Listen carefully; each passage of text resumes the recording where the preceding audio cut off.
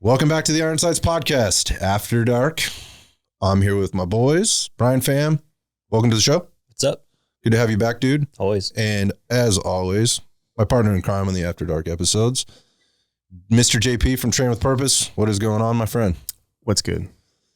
I'm excited to be here tonight, and I feel fortunate, actually, because I have you two guys in the room, and you guys have provided me a new experience as of late, and I really wanted to get that experience, and that is the experience with night vision. I have played with night vision, thanks to you, Bryant, but never, in a practical situation out on the range, actually shooting anything. I just kind of messed around with them, and I was enamored by them. I've been in a couple situations. And so we each have our own level of sort of expertise and experience with night vision. So we're going to talk about our experiences. We're going to talk about them from the experiences that we've had. We're just a bunch of civilians here that have, again, various depths of knowledge and experience. And again, I wanted to get some before, or so that I could weigh in and have an intelligent conversation about this. And I really feel like I've gotten that from you guys, as you guys have been doing a ton of training. I was excited to be out recently with you. So let's just jump right in and kind of, again, why night vision, for those people that are, listening to it going, come on, guys, like, really? what do you need that shit for? Well, I think let's talk about application, from a civilian perspective, like what, and as we go through here, we can talk about the different experiences again, but why is night vision important for you? Brian, you've been on before, and we've talked at depth and at length about your airsoft experience, and tons of night vision being used in some of the longer, like milsim type games that you're playing with your team, but also in just kind of the weekly, indoor type stuff that you've done as well. And then JP, you've gotten experience with both of those, and I definitely want to hear a little bit more in depth about those as well. But let's get into it. JP, I'm going to start with you, man. So just in terms of your kind of want to understand and gain knowledge and proficiency with the equipment and the operation and the practical application of it all, the do's, the don'ts, the meat and potatoes, the nuance, the details, why is this important for you? Okay. So since I started shooting, I've been seeing a ton of people run night vision. I'm just like, look, I found out how much it costs. It's like $3,000 if you're super budget to get like a single tube and things like that. I'm like, do I really need that? Is that applicable for me? Probably not. That's what I'm thinking when I get into this, right? And I'm just thinking I need to actually get better at other things like standard concealable civilian stuff, like day-to-day stuff. Being good with a handgun, a carbine, red dots, iron sights, shit like that. There's plenty of stuff to do before getting into night vision. But eventually, if you're around everybody long enough in this community, you're going to get exposed to it so many times like I did, to where it's like, okay, fuck, I give in, right? Inevitable. Yeah, but I hear you. It's very complex, right? And so it can be very intimidating. Yeah, right off the bat, I was like, when I learned just a little bit about it, I was like, dude, that's like a whole nother thing. Like, I'm already having a hard enough time just getting my own self, my day-to-day I'm with you training down. You know what I mean? Yeah. I was like, fuck, I don't know if I want to like geek out on that. Well, I feel like I took a very natural progression where I did enough range days, hung out with enough people before I was like, okay, maybe I'll give it a shot. And then I'll be honest, everybody knows YouTube is school. I watched a ton of YouTube videos, T-Rex Arms, Grand Thumb, just a ton of random stuff, geeked out on like night vision, IR, illuminators, lasers, shit like that, what they're used for. And if you're in this community, people like GBRS and stuff like that, and they always have tubes. It doesn't even matter if they need them. They just always have them on. You know what I mean? So like, you have to at least know a little bit, right? Well, I like to learn everything about gear and all of like this space and training and stuff like that, if I'm gonna be around it all the time. And I've taken kind of a little bit of a different approach. I know everybody is always like, I'll talk to everybody that runs night vision. I'm like looking into Brian and me always talk about the skull cap instead of the helmet, which is kind of like a really slick, I think it's Cry, right? Yeah, Cry makes a nightcap. Yeah, so it's like a nightcap. It's like a lot smaller than one of these bumper ballistic helmets, which we'll get into. Fold into your pocket. Yeah, very, very slick. And I'm currently running a single tube from US Night Vision that Gunco is like partners with US Night Vision. So I'm lucky enough to be able to run their Have stuff. some access. Yeah. Yeah. Great company, by the way. Yeah. And I've ran Bryant's dual tubes and single tubes. And I get weird. I want to be like a civilian. I want to be what I am. I don't want to like LARP if I don't have to. You know what I mean? So like I've been doing the single tube and like stealth stuff and trying to just work on handguns more than rifles with night vision and shit like that. So for me, the applicability would still be like self-defense. And if shit hit the fan, I like to do cool shit. So I want to learn how to do this, especially if I shoot as much as I do and hang out with who I hang out with. Yeah. Yeah. But yeah, like as a civilian, I'm taking the approach, like outside of the fact that I'm now starting to airsoft with these guys on a regular basis, like being slick and concealed, covert, but just running handgun and nods and things like that. Like that sounds really cool to me. I'm very interested in that. Yeah. I mean, so I've heard, my buddy Byron Rogers down there in SoCal talk about, just regular people being very dangerous, right? And knowing their skill sets and training in those skill sets and hoping to never have to use that stuff. But if the event happened or the event took place where you might have to, you want to be able to do that because you are your own protector and you are the protector of your family and your loved ones and so forth. And so I think it makes sense to want to have the edge, to want to have the advantage. And you said something there that's really important. And I think, I hope people appreciate that. Nobody's sitting here at this table as a quote unquote expert in night vision. I don't know. There may be people out there that are calling themselves that, maybe some manufacturers, maybe some people at, high levels in terms of operators that in mill and LEO that use this stuff on a regular basis. And fair enough. None of us here are claiming to be that, right? We're just trying to gain as much knowledge and get as many experiences as we can to be as proficient as efficient as we can. So we're just trying to share that stuff and learn more about that stuff so that those people that are maybe thinking along the same wavelengths or interested or what you mentioned before, I guess I said it, which was maybe they're a little intimidated by this stuff. Maybe just bring it to them at a different level. Or it's digestible, right? Yeah. But also like you have to think too, as much as like I love creating cool content and that's a big part of this for me too, I still am on the spectrum of like, I don't fully trust what's going on in the world right now. So I want to be as prepared as possible. And some people might think that's on the deep end, but I think there's more people that think that way than the normal person would think. Yeah. So with that being said, like if we can make things just like with fitness as digestible as possible and create that bridge from somebody who, let's say, is like Navy SEAL for a decade or whatever, if we can kind of be that bridge, because that's the people we go to for training, right? Yeah, absolutely. So like if we can create like a digestible language for the average person, because it's not just the military who fights some of these battles that we've seen in history, right? We're seeing stuff happening right now. Exactly. You're living on the other side of the world so right as now. much as like I love content and doing cool shit, like there is a part of it that's very serious that I do think that it's important to talk about. And for people like us who spend a lot of time doing this, like why wouldn't we try to help other people in the same shoes as us? Totally. I totally agree. And you know what? I think it's worth adding, and I'd be remiss not to say it. It's like, this shit's fun. It's cool, man. It's totally cool. It's fucking cool. I mean, it's really cool. And that's been my experience with it too. So, and there ain't nothing wrong with having fun. If people think that's weird, it's fine. I think there's people doing all kinds of stuff out there that I think is a little bit weird. But I'm not judging them for it, and I'm certainly not coming down on, hey, shit, if that shit makes you happy, you want to spend your money and your time and your energy over there, go right ahead. It's America, man. Yeah. It's America. So look, JP, I'm on the same page. I feel you. I think, that vibe is clear. I've always gotten that from you. And I feel the same way.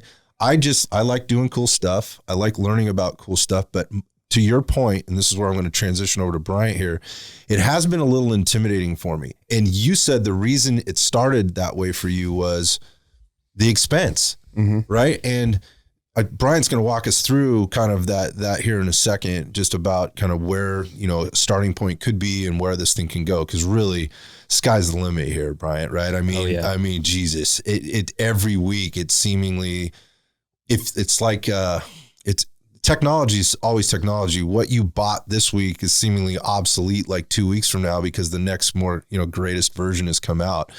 So I think it's a cool and fun time to be exploring this stuff. And that's where I'm coming at it from. Like, hey, I'm certainly not on the front end of it, but it's still pretty new. I mean, in terms of the accessibility to the civilian world and all these now private companies that are now, or vendors that are now bringing it out to the civilian world. And let's be honest, tons of people have this stuff, to your point, JP, with regard to, I think a lot of people would be very surprised to know how much money gets spent, on this stuff by the average civilian. Average Joe, just like me. I'm just I'm just a dude who's exploring some new stuff. And particularly here in the state of California. And there's a lot of people out there that are haters. They hate California, but dude, we are spending a ton of money on this stuff. And we see it now. You go out to a regular range day, and everybody's running the latest, greatest stuff. Whether they've actually trained in it or whatever, they're running it. And if you hang around with them long enough, they're going to be able to tell you about all this stuff that, they do at night or are prepared to do at night. So we'll talk about the training aspect in this too. So I'm gonna turn it over to you, Brian, because you might have a little bit of a different take, and you're certainly at this table are the resident expert in this room right now, and who we're taking our cues from, directly in terms of what you're bringing to the table. So I'll turn it over to you. Like, what angle are you coming at all this with? Yeah. So, I mean, you guys know me. I've been on the podcast and I talked about how much I liked equalizer hobbies and force multipliers, right? So I'm always looking for that edge. How can I outperform? How can I get the lethal edge against some other guy that may not have night vision? And from your guys' point of view, I mean, I loved it. It was cool. I played Call of Duty. I watched all the movies, man. I just wanted to live like those guys too. But getting into night vision is incredibly daunting, right? If you do a Google search for night vision, you're going to see results that cost anywhere from $500 to $40,000. So how the fuck do you pick a set of night vision when that's like your first result? When you've got 5 different websites that are each selling a PVS 14, and that PVS 14 on one website costs $1,500, on another site it costs $5,000. I mean, it's the same thing. Like, what's the difference? Where do I even start, right? So I've helped a lot of guys get into night vision over the past couple of years. I actually just helped a friend buy a brand new set of night vision 2 nights ago. And when it starts with the buying process, immediately you need to understand, one, what is your use case? What is your need? And what's your budget, right? Budget really is going to define what you're going to get as probably the most important factor here. So as someone starting out with night vision, let's say they're a range goer or maybe an airsofter or someone who's using it for astronomy. I get some guys ask me about astronomy for night vision. Oh, which is one of the coolest things you can do with these things. Oh, yeah. I mean, if you've never looked at the stars under night vision with almost zero ambient light, oh my God, holy shit, it's crazy. It'll change your world. The shooting stars just flying by like every couple seconds. It really is amazing. Yeah. So I just want to throw that in there like that. You could stand out on the range and not shoot one round and still have a great time, right? Yeah, I mean, a lot of other night vision, like I go camping, hiking with night vision. There's just so much you can do with night vision aside from, the cool shit or the tactical training, right? But it starts with use case and then budget, right? So if this is a serious application for someone who's looking for it to depend their life on, that's going to change some things, right? It might influence them towards a more robust dual tube system. But again, we have to understand budget. So budget is going to define if we get a single tube, if we get dual tubes. The dual tubes are going to be more expensive. And we have to understand the differences, the disadvantages, the advantages between a single tube and a dual tube system, right? So a single tube system, a PVS 14, right? It's a single night vision device over one eye. It's typically worn over your dominant eye since that's going to least fuck with your brain. That's your aiming eye. That's the one you're going to almost all the time anyway, right? Exactly. That's we're kind of jumping ahead here, and I'm just going to throw out there, if you're not watching this on YouTube, there's a table here full of equipment. There's a couple of helmets here. There's there's a couple sets of night vision tubes. We have a few uppers here with lasers and IR stuff on them. Also lights with IR capability. So there's a lot of stuff here. Mounts, which is something to speak of. So you're getting into the budget piece, and I just want to put that out there. We're going to talk about a lot of this equipment and maybe point some things out. So if you're listening and you want a little bit more of a closer look or a little bit, better visual, you can literally get that over on the YouTube channel. So make sure you go there. Yep. But to the point of budget, like it's not just the night vision. It's not just about buying the goggles. I mean, it's everything from mounting systems to the caps to cover them to the list goes on, which I'm sure you're going to do. I just want to point that out. So night vision devices. So we talked about, we're starting with the budget, right? The single tube versus the dual tube. Once we've decided that quad tubes Go for back the to ballers the out there. $40,000 setup, the EOTech tubes. Yeah. So for the ballers out there, that's an option. But typically when I've helped people along their path into night vision, the majority of people have gone and said, I want to save that. I'm going to spend that pretty penny. I'm going to go for the dual tubes because there are guys like us who are thinking, I'm going to use this in a potentially life-threatening situation, or I really want that upper edge in airsoft, whatever it is, they want that best. And why they're choosing the dual tube over the single tube is you get that full depth perception, right? So when you have a single tube over your eye, you lose that depth perception. And so walking around, navigating at night, it gets immensely harder. Even just like reaching out to things, you don't have that depth perception. Yeah, this can be easily experimented with just with no tubes at all. Just cover one eye and try to walk through your house. Exactly. Right, which might not actually be a good example because you kind of know your way around in there already.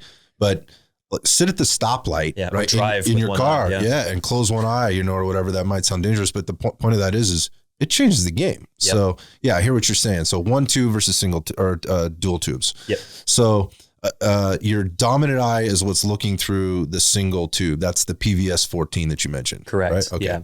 So now when we move to a dual tube system, on the table we have a set of DT-NVS and a set of Katana night vision goggles, both with green and white phosphor tubes, which we'll get into.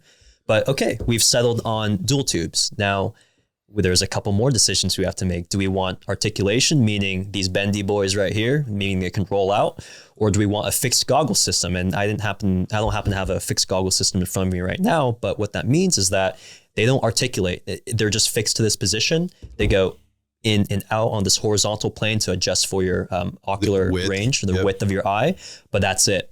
And so that also affects budget, because articulation is more expensive. Yeah, there's more mechanicals there, right? Exactly.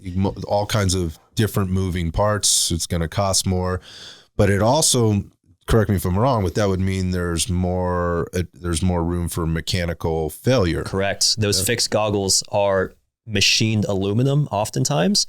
That shit's durable. Like you can conk it around, bash it on stuff. It's not going to break. Whereas these articulating goggles are often injection formed, injection molded, or even in the case of those, injection infused polymer, nylon infused polymer. So they're not necessarily delicate, but they could be compromised. Yes, there's a joke that the PVS 31 alphas that are issued to a lot of guys, like if you look at them wrong, they're gonna snap in half. You mean like government issued shit? Yeah. Okay. Yeah. So. All right. So in terms of budget, right, we talked about monocular versus dual. Now we talked, we decided we want the dual tube.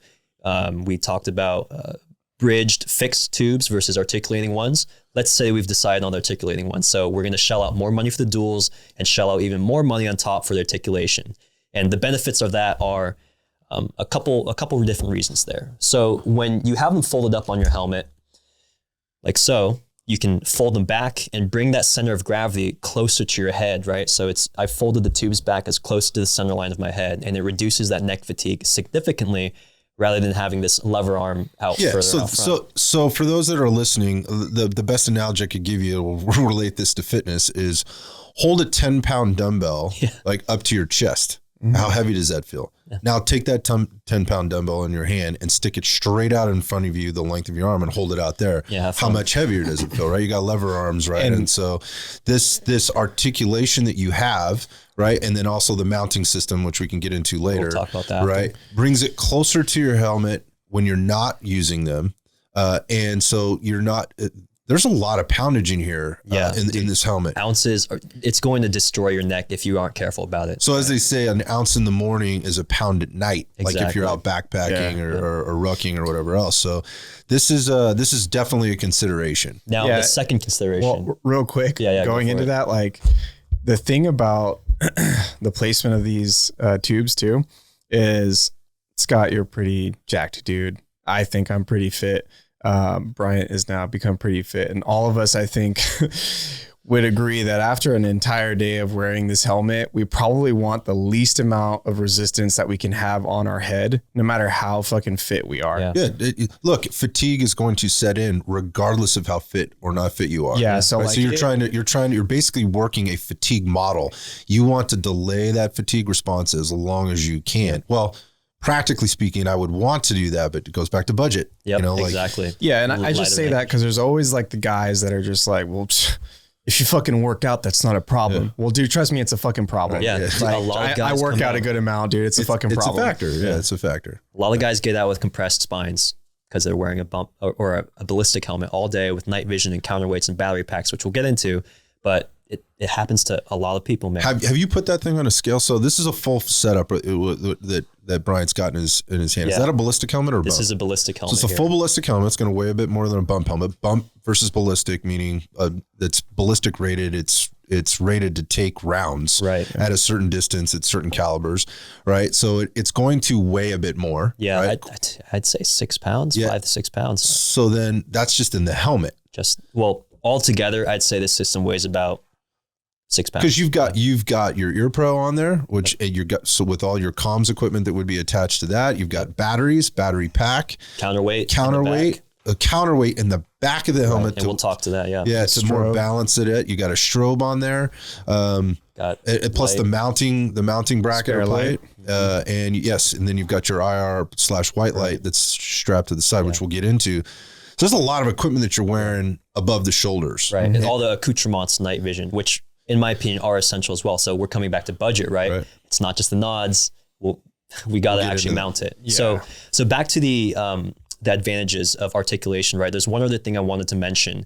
If you're going to spend a lot of time in a vehicle, this is a lot easier to get in and out, to not bash it up against the roof line. It's a lot nicer than this, which the fixed bridge is going to have you set at. So the setup, for those that aren't seeing what Brian's referring to is he's got the goggles are mounted on the front of his helmet, right? And the position that he's talking about that would make it easier to get into and out of a vehicle, or in, let's just say low spaces or tight spaces, is he has them basically projecting straight out, right? Which would be like above your eye line, straight out above, but above your eye line, so you're not actually looking through the tubes, versus hinging them up to like more of a 90-degree angle to the bridge of your nose, so they're sticking straight up. Now that would bring them closer to your head, right? And effectively, quote unquote, lighter, right? From a leverage perspective, but you don't have as much clearance. Yeah. Surprisingly, this feels a lot better on your neck than this, because they're rolled out together and that weight is combined in one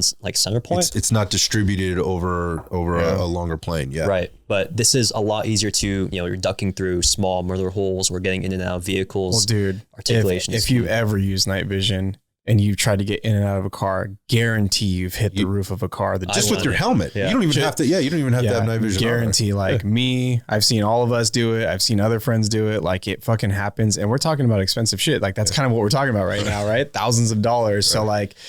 So there's definitely a lot of value in that if it's reliable. Yep. Yeah. So the value in the articulating system, both at the goggles and then again the mount, which you'll talk about. Right. Yeah. So the benefits articulation, right? We've decided, yes, dual tube, yes, articulation.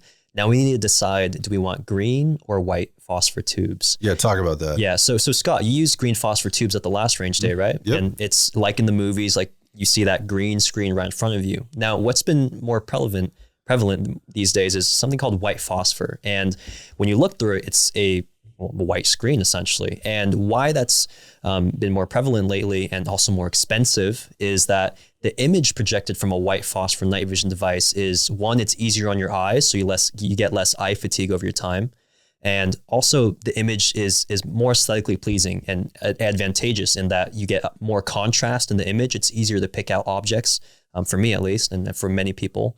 There's a reason why the majority of the military and all of the special operations units have been using white phosphor for a while over green phosphor.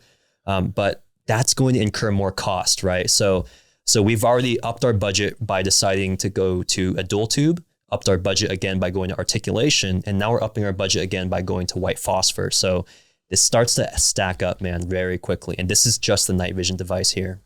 Just what's hanging off the front of your helmet. Just what's hanging off, Not what's got it attached to your helmet. None of the supporting gear at all. Exactly. We're talking just tubes. And to even complicate it further, different grade tubes exist. So you can get a really good white phosphor tube, or you could get a shitty white phosphor tube. So I think hold time out, because I think this is where people go, I understood everything you're saying, and that makes perfect sense. But dude, now we're getting into the deep end. Like, what do you mean there's different tubes? So what you can think of it as, like, we all have eyeballs, right? We all have eyes, but some of our eyes are better than others, right? Some people have 20/20, some people are blind as a bat. You can think of it like that when it comes to night vision tubes, because you might have one white phosphor tube that was manufactured to have really good specs, good resolution, good low light performance. But then you could have another white phosphor tube that has very low performing specs. It's just like the human eyeball. This is kind of why we need to talk about this, is like, you have to like really make sure that you're well read on this stuff, so you don't end up like, because it's very much like the human eye. Like, you can end up getting a blemished white phosphor, like supposedly the best PVS 14 single tube, right? And it can have a hair that's just going to be there forever, just hanging out or in the giant middle. Black dot. Yeah. But that's just like your eyes, right? You might have like a hair that you see in your eye that never goes away. That's exactly how it is with night vision. And you can get stuck with that if either you don't go through somebody super reputable, or you don't go through basically like know people who know people. Right. So, you know when you're buying night vision, those are called cosmetic blemishes. Those are just one aspect of the performance. But when you're buying the tubes itself, yes, those cosmetic blemishes are really important, because if you don't want a giant black dot in the middle of your tube because you might passive aim.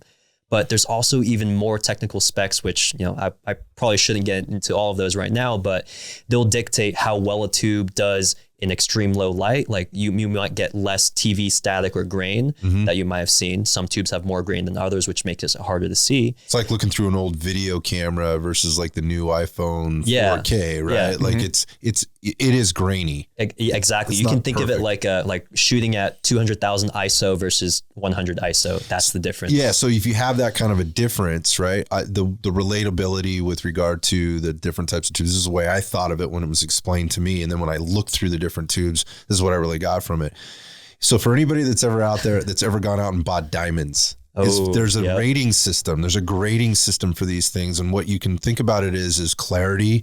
And then there's also this occlusions that might occur in the processing or in the manufacturing of the tube. And that's what you were relating to, like with the hair, like there's like this weird, like dull spot, or there's like if you've looked through a microscope, like when you were in high school or whatever in chemistry class or whatever, right? You were looking through the microscope. You can see like, that little hair, that little dot, or those little lines aren't actually on the slide you're looking at. They're in the lens somewhere.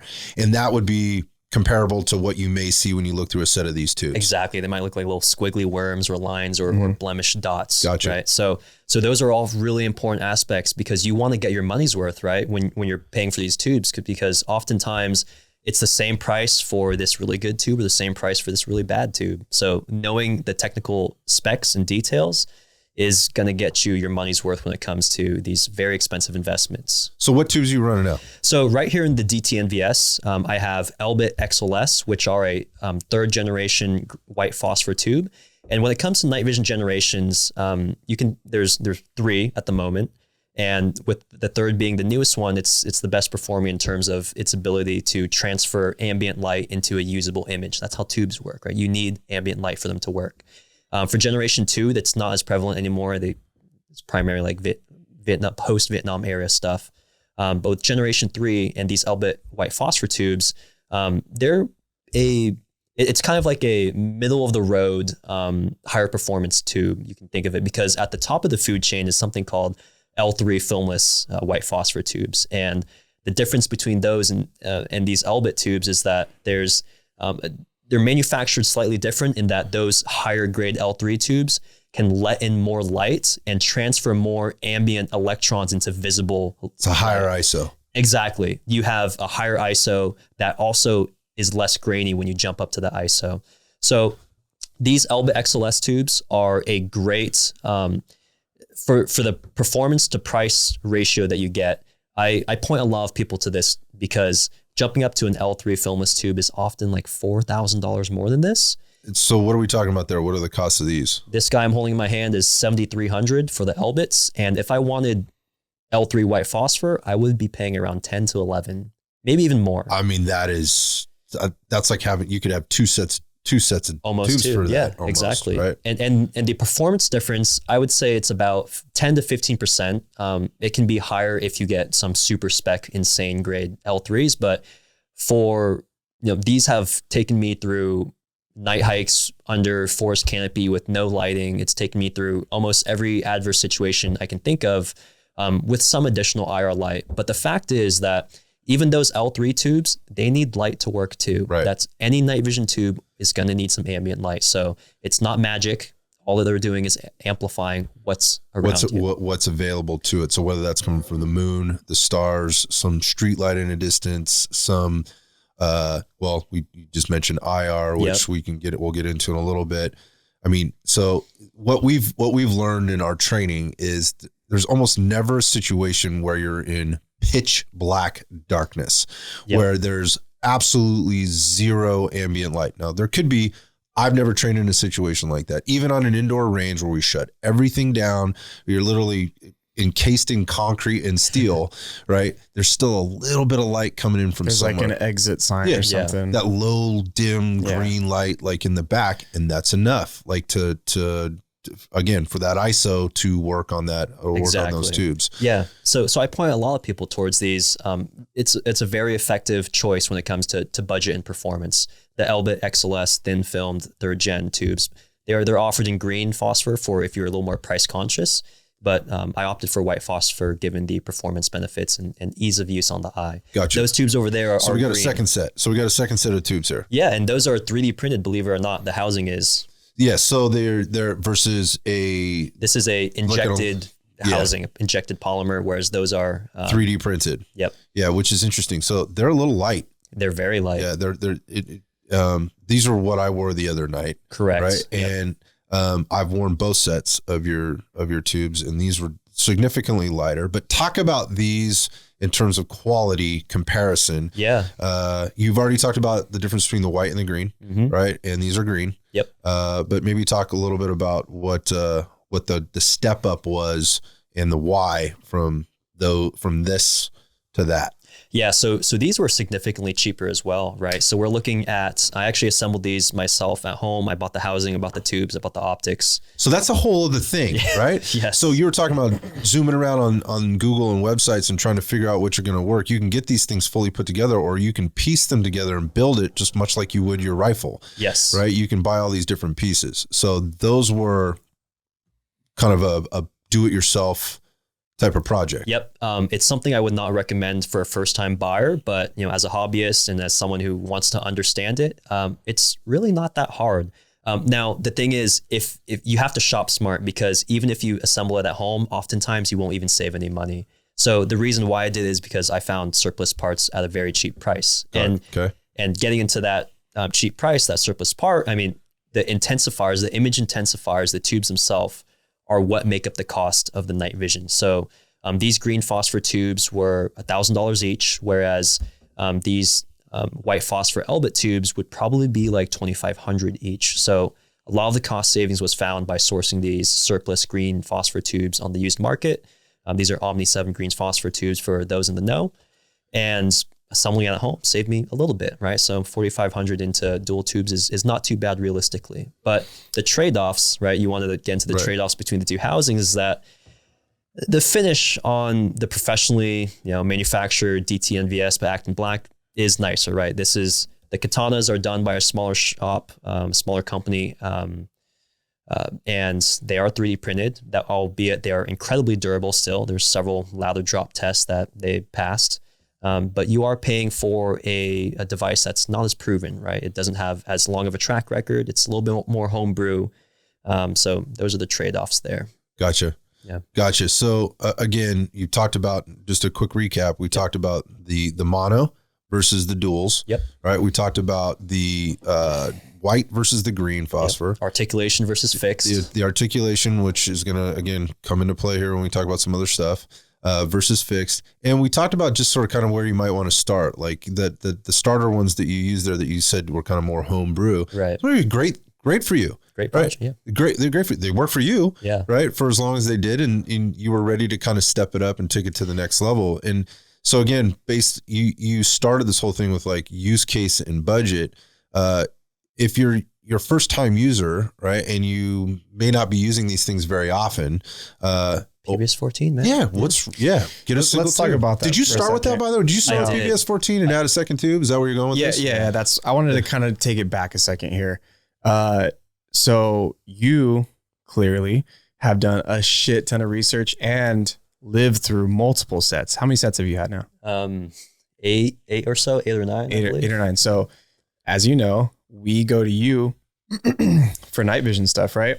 I've also had friends who don't know you, who generally don't go to me for night vision stuff because I am also months into my journey here, who have made the very common mistake of going green phos PVS 14. Now I say common mistake because there's nothing wrong with green phos PVS 14, except everybody always wants more. They outgrow them. They outgrow them. And then they always end up being like, they fuck around and see some white phos from somebody else. And now they're like, ruined. Now I want that. Or they use dual tubes. I've been running single tubes, white phos from US Night Vision because I personally want to run US Night Vision stuff. And I also am trying to run the slickest setup. So I like the idea that I can kind of like dim one eye and see what the fuck the world really looks like without night vision.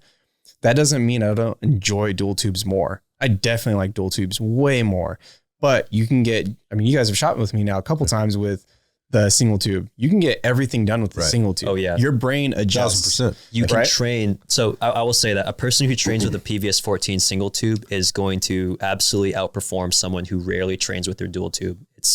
It comes down to how much you train and know your gear. Exactly. And so I know people, excuse me, personally who, a handful of people who they get like just the cheapest PVS 14 and then they go and see somebody else's gear and then they don't actually do a whole lot of training. They train once or twice with their green phos. And like I said, they're in the door for $3,000 to $3,500 for just to get it mounted and on their head usable.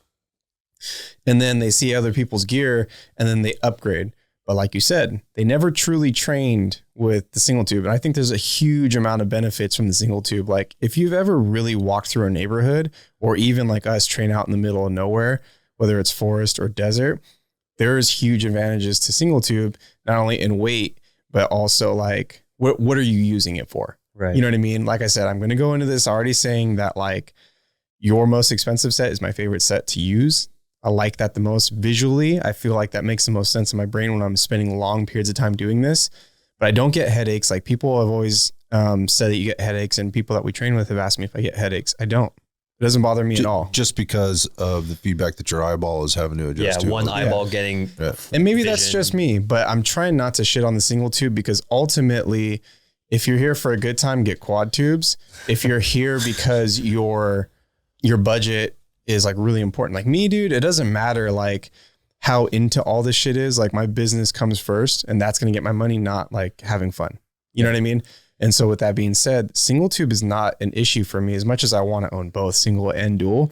And I think people need to train more with the single tube and realize that like $3,000 can get you very far versus we just talked only tubes and he said 4,200 for the cheaper of the 47. tubes. 45 for these cheaper dual tubes. 45 for the cheaper dual tubes, which I like a lot. I think he said 7,300 for the other ones. Yeah, and that's tubes only, right? Yeah. That's not talking about what we're going to get into with mounting everything in the assisted supported items. So just something to think about.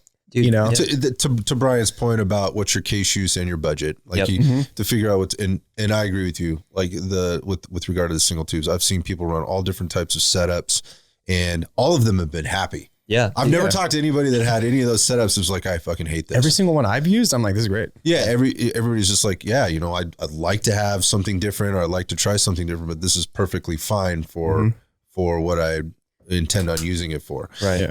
Again, this is civilians. Right. Yeah. This is not people that are, you know, kicking doors in and go, I've talked to those people as well. And they have they have their own opinions and their own use case. Right. So again, for those people listening, we're just trying to provide a little context and a little, again, a different perspective of where you might get started. Yep. Yeah. So, moving on from the tubes. So now we've got the two sets of dual tubes here on the table. Now we got to get these things on your helmet. Yeah. How do you actually wear them? Right. So JP, you've got that Rhino mount. Yeah. Perfect. So the first thing that needs to happen to attach night vision to a helmet, you need a mount. You need an interface between the night vision device and the helmet. And in my hands, I've got two pretty common mounts. There's a couple others out there, but we'll talk to these. And I've got a Wilcox G24 in this hand right here. And we've got a Neurotos Rhino mount in my other hand. Now, the Neurotos Rhino mount is a very common mounting solution for PVS 14. It's like the most issued mount in the military for all the PVS 14 users. And, it lets you adjust height. It lets you adjust angles. It's a force to overcome, meaning you just grip it and rip it and fling that thing over your head. But it's not the most stable. It's heavier. And when it comes to mounting dual tube modern night vision, it's not the best solution. So here comes the Wilcox G24. And for a lot of people, this is a familiar sight. Every soft unit. So right out of the gate, one of the things that strikes me about the difference between the two is the length or the lever that's going to be on your head. The Wilcox mount is compacted. So think about like an accordion almost being compacted down against your, for lack of a better term, your forehead, right on the front of your helmet. And then it's good. There's a ton of articulation, which you can talk about here in terms of adjustments versus the other one where when it's up and in that up position, it's very close to your head and it's fine. And it's pushed it back into maybe that more ergonomic kind of position, but it's really tall. It's going to be very tall. And then when you pull it down, it's going to be very quote unquote long. Yeah. Right? It's called the Rhino mount for a reason. It sits above your head like a rhino horn. Yeah. And it's not very ergonomic, right? In terms of moving with it, in terms of adjusting it and using it. So the Wilcox G24 has become this gold standard in the night vision community. Pretty much every person is running this if you're running dual tubes. And what it allows you to do is, yes, to your point, it gets that night vision very close to your head, especially with your articulating goggle. You fold it in close to the helmet with this collapse setup. And it has every which way imaginable of adjustment. So we can adjust height, up and down so to vertical height. We can adjust fore and aft, and then we can adjust the actual angle of it with the side knob. So every single way you can possibly imagine, this can do it. And there's longer versions, the G22 and the updated G24 that they're making now. It has even further fore and aft adjustment for when you're wearing gas mask or goggles. So this is important because if you're wearing iPro, and there's a lot of different types of iPro out there, and you should be wearing iPro, right? Or obviously, if you're going to put a mask on, I don't train in those, but you want those micro adjustments. Yep. Because you need to adjust, just like looking through an optic, some type of a rifle mounted optic. There is that distance that needs to be closed so that you get a clear visual picture. So like the eye box or scope shadow, right? Exactly. So that you can fully see. And anybody that's looked through a scope and go, I don't see anything, right? And they're either too close or too far away. Right. They know they have to adjust forward or back, move that head forward, or get that maybe extend that buttstock or whatever to get the optic further in front of them. There are micro adjustments that can be made with this Wilcox mount. And when I was using it, I really enjoyed that because it gave me I could play around with it a little bit and figure out exactly what worked for me. And man, once I had it dialed in, like I could flip it up, pull it down. It was right in the right spot every time. There was no messing around with it. No problem at all. Yeah. So there's a reason that these have become the gold standard. I really like them. Now, moving on from the mount, right? So on the helmets themselves, they have a shroud, and on different helmets will have different shrouds. Different shrouds have varying levels of quality. You want a quality shroud, Wilcox shroud, Ops Core shrouds. They have the pretty decent tolerances, but even on this Ops Core shroud, right? Ops Core, great. And this is what the mount actually attaches to on the helmet. Yeah. So this is screwed into the helmet, and the mount attaches via this little interface here at the bottom, which locks into this mount. But this mount is on the very front of the helmet that the night vision mount locks into. Now, this Ops Core mount, it's legit, all real Ops Core stuff. But even with this mount, there's a significant amount of play between this Wilcox G24 and the Ops Core mount. So you can see I've actually shimmed it with Velcro adhesive there to provide a tighter tolerance. It's like, so if anybody's ever mounted for me, like my X300 on the end of my G17, like there's a little bit of space there. It's just a little bit. And it wiggles back and forth and annoys the shit out of me. So I put a little felt back behind that thing and to make up that space. And that's effectively what you've done between the shroud and the mount. Exactly. This is a really important step in taking out the wobble and tolerances between the mount and the helmet. And there's a lot of tolerance stacking here, right? We've got a dovetail between the night vision and the night vision mount. Now we've got the night vision mount between the helmet, and then all of these micro adjustments that the Wilcox G24 lets us do, those all add movement to it as well. So we'll talk about bungees next. But yep, neat little trick there. Use adhesive Velcro between your So the important thing here is if you've got something, you got this big rhino horn, for lack of a better term, hanging off the front of your forehead. If there's any play in that and you're moving that head around, it's just amplified, right? The longer that thing gets and the more play there is. And that is force, rotational force, that then gets transferred into your head and into your cervical spine, right? Over time, we talked about the fatigue, the management model here. You don't want any play in this at all. You want that thing snug to your head, as snug as you can get it from front to back, from top to bottom, because this will add up over time. Not only that, I could imagine that obviously with any play at all, that starts to wear and tear, right? It's just like having, a loose tie rod end, on your car. If you don't address that through that bushing or those bushings and tighten those things down correctly, that will wear and tear. And pretty soon you're going to be faced with early replacement, or worse, catastrophic failure. And when you got $7,300 hanging off the front of your helmet, that's probably not something you want to be dealing with. And by the way, my cervical spine is messed up from all the stupid shit I've already done, so I don't need to be doing any more stupid shit to it. So. There you go. One important feature on the Wilcox mount that I forgot to mention, it has a breakaway functionality. So if you apply enough torque or pressure to the mount, it's going to snap away from the helmet. Oh, that's smart. And this is, for reasons like when you're fast roping down a helicopter, if your nods get caught up in the rope, you don't want to break your neck. You want this to snap off and save your neck. That's where that came from. Yep. Yeah. Now that leads into, right, if my night vision comes out my shroud, do I want it falling on the ground and me losing it somewhere or having it break? Probably not. So we need to talk about retention, right? How do you keep that night vision safe? And there's two methods I'm using here. The first one, I've got some shock cord run through a Velcro kind of CR123 holder. If you guys are familiar with the TRX Arms SBL, it's essentially a homebrew version. And this does a couple things, right? So one, it's able to, let me just get this mount back on the helmet. One, it's going to retain the night vision if it ever falls off the mount, whether it's from the dovetail or from the breakaway, right? So if it's Velcroed here and it's bungeed, right? I'm shaking it, it's gonna stay there. So for those of you that can't see, essentially shock cord, Velcro, that's the kind of the male Velcro end attached to the tubes. And then on top, he's got a little Velcro on top of his helmet cover, and he's just Velcroed it there. So worst case scenario, it comes off the mount. Now it's floating around the top of your head. It's banging. You at least know it's come off. Yeah, exactly. And you can reach up and grab them and save them. Pop them back on. Yep. Yeah. And this is, a lot of companies sell these similar kind of things for like $50, even $80. If you've got some shock cord laying around. Yeah. Save yourself a little bit of money. Get a little creative. You throw the extra $80 into your $7,300 setup. There you go. Now, the second thing it does is add a little bit of active shock cord retention, right? So we talked about all that movement, all that slack and the tolerance. This active shock cord retention is going to tighten it up, snug it up so that it's not shaking around as much. So it does two things, right? Provides that retention, but also provides that added stability. Yep. So that's important.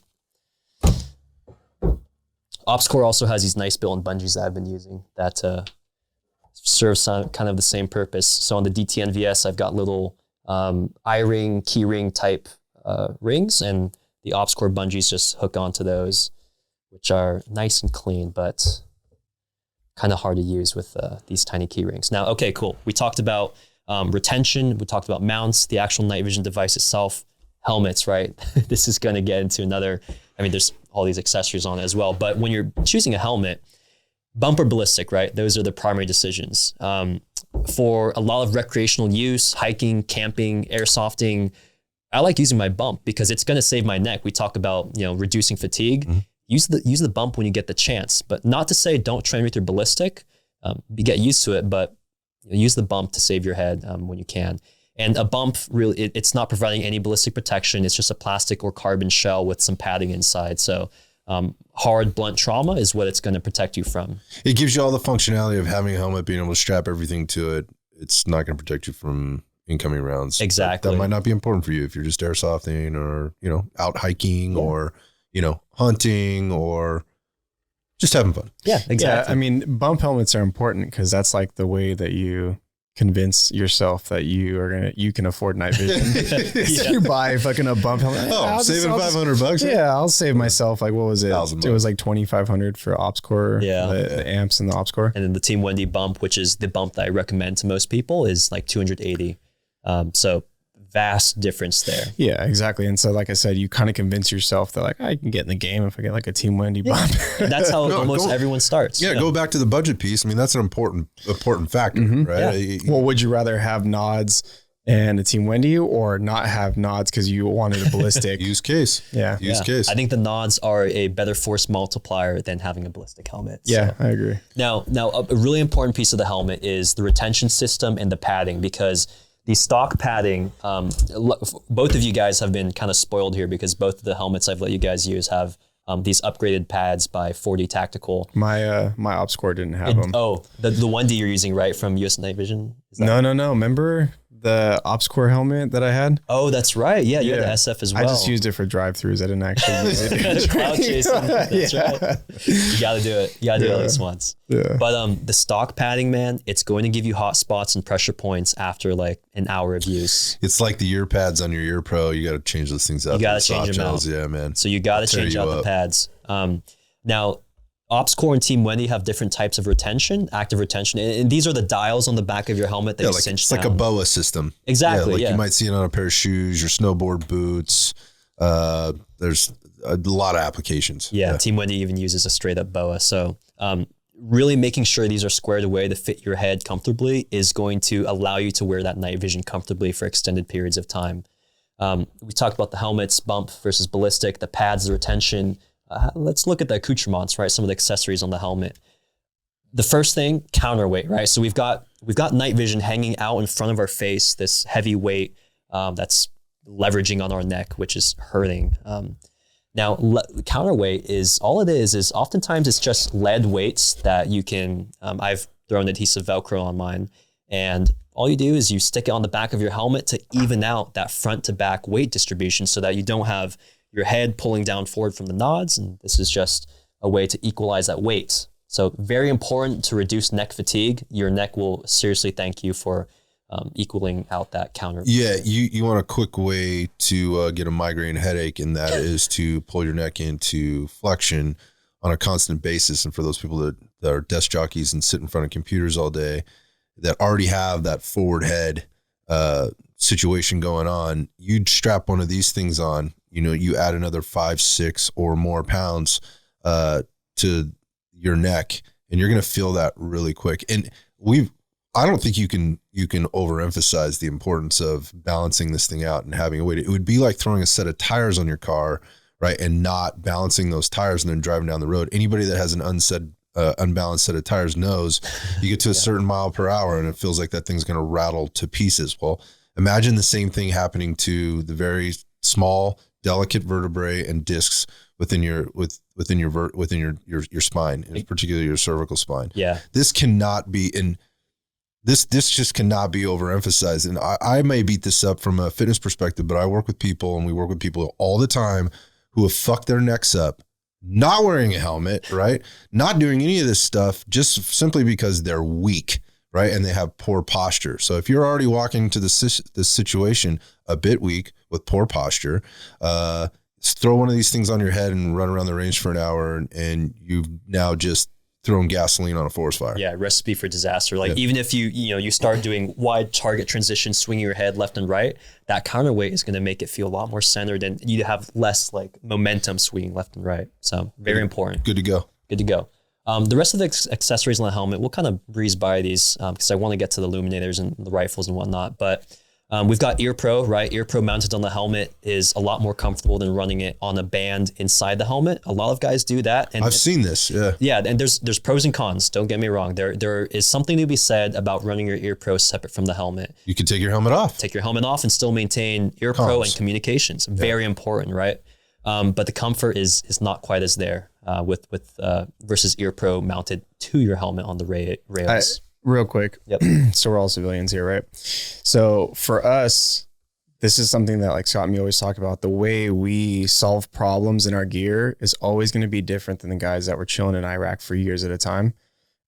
Because I've heard that be able to take your helmet off, but keep comms.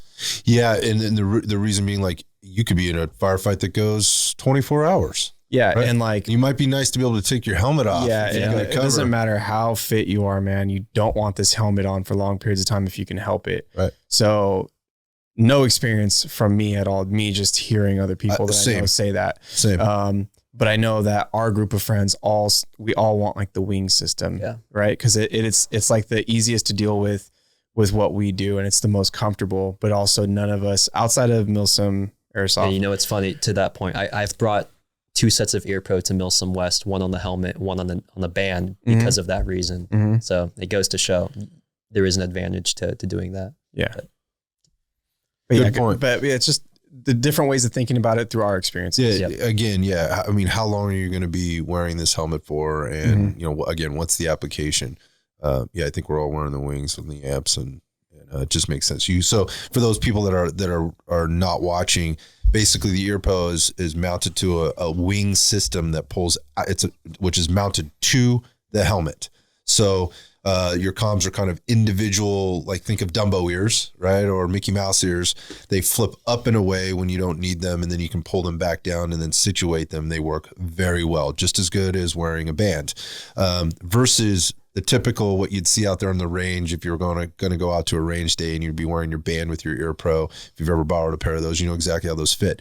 That band would go inside the helmet. Added pressure point. So you got an added pressure point, and if you wearing your ear pro, right, and you have your glasses on, right, or your eye pro on, and the rails from those glasses are strapped or coming across the tops of your ears, you got the ear pro pushing in, then you maybe have because it's on a band, you know, if you've been out there all day, you need that relief. Like, it's just like, God, I got to get these things off of me. And you can be kind of sore. It can get uncomfortable, period, end of story. It's like stubbing your toe. It's like, damn, that sucks. Like, and it's just irritating, right? So you have that. But what you're saying is those guys actually will wear the band under the helmet. Right. So you have the band, throw the helmet over the top. You can imagine that much more pressure coming on the top of your head, sides of your heads, everywhere else. That could get really uncomfortable over longer periods of time. Yeah, it hurts. And there's ways to do it well. A lot of tweaking with the internal pads to create a channel for the headband, but it's never going to be as comfortable as this. So just take into account for that, right? Gotcha. Now, moving on from the ear pro, let's talk about additional illumination, right? So on the side of my helmet, I've got a vampire light attached to an S&S Precision mount, which lets me aim this light forwards, down, and up. And why this is really important is that umbrella lighting, right? When we point a light directly at the ceiling, it's going to give us a really nice distribution of light throughout that whole room. It's like a flood. A flood, exactly. And why this is important is that we don't want to look around and blind teammates in the eye. And also, it's just a much more pleasant way to distribute light. You light up the whole room rather than just shooting out in the hot spot. So being able to swivel your light up, down, in front is very nice. So if you think, again, for those that aren't watching, so the way this light looks, if you could imagine, or if you've ever seen like a firefighter, right, who's got their full turnouts on and their helmet on, and they'll have a helmet mounted light on strapped to their helmet. Not all of them wear these, but I have seen this is pretty common. And so effectively it just gives you wherever that head goes, that light's going. Yep. Now the mount that you have here articulates in several different directions. And so you can use this for admin if you wanted to, but you could also use it for, like, as you mentioned, just creating this extra light without shining it in your brother's eyes that's standing next to you with night vision on. Yeah. Right. And the interesting part about this, which you haven't gotten into yet, is this light puts off 2 different types of light. Why don't you talk about that? Correct. So this light, the Vampire by Surefire, puts out both white light and infrared light. So night vision, right, it can see infrared light. So when we are in situations where we need to put out additional light to help us navigate, and we don't have to worry about other users with night vision as well, and we can just activate this IR light on our helmet to add that additional supplemental IR light in those extreme low light situations where our night vision cannot amplify the ambient light.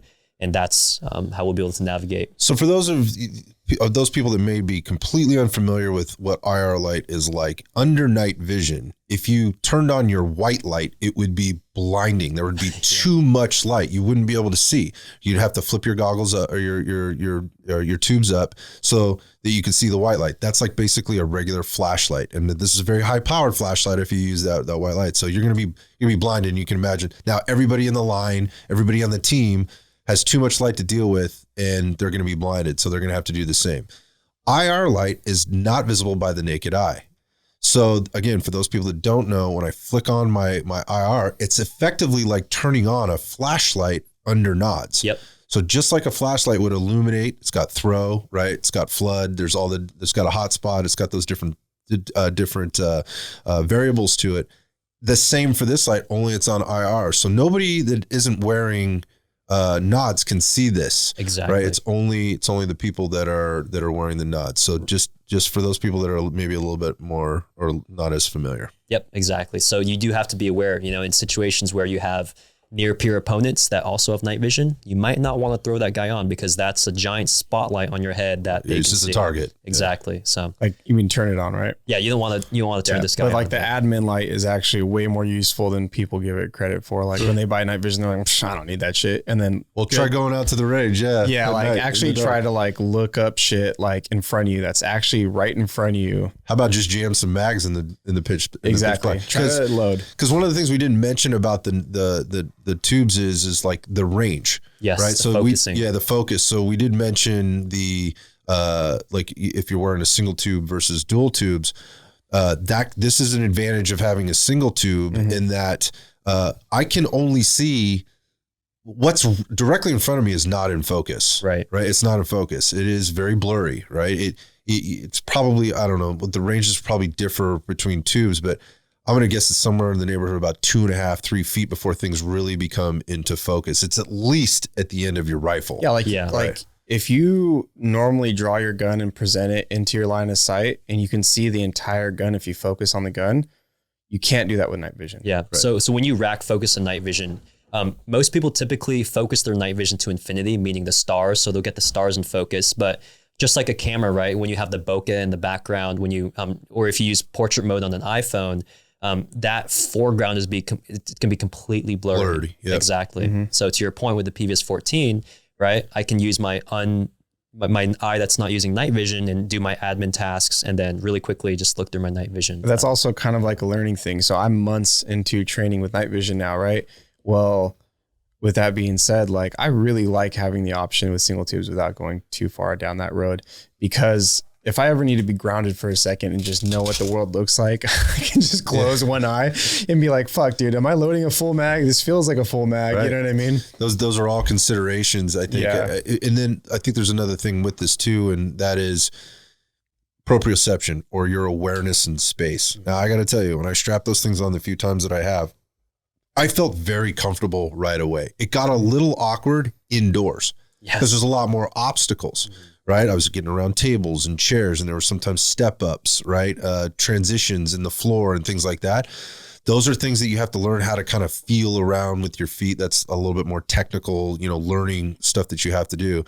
But I felt very comfortable right away. I feel like I have fairly good proprioception, kind of what's out and where my body is in space, where I'm stepping, where I'm not, the feedback that I'm getting from the ground, the feedback that I'm getting from whether it's the air, vibration, things like that. That might sound a little hokey, but I think that's just being in touch with your body. So throwing these things on puts you in an entirely different environment where you're using your senses in a different way. Definitely, dude. Like you have to be able to reload whatever weapon you're using without looking, without like having any vision. Yeah, I don't want to get too far off track here with regard to the equipment that you were talking about with regard to the helmet. Now moving on to the IR and laser stuff. But this shit is important because it's not just like, oh, you throw some nods on and you have all the equipment in the world and you're going to be able to perform. We talked about the training piece, but there also is this, there's a physiological response to throwing this stuff on your body outside of the weight, right? Some people get nauseous even. Yeah. Totally. Yeah. So you could get very nauseous from kind of motion sickness and not being able to see. That depth perception is messed up. We've talked about all that. So these are considerations in terms of your training, just because you have nods and you're training on a flat range or like on an indoor range or whatever, where you don't have to worry about stepping over stuff. My experience indoor versus outdoor, Very different. Right. Very different. And when you mix in Now, 2x4s with nails and broken glass and windows, have fun with that, man. It's going to be a tough learning experience. Gotcha.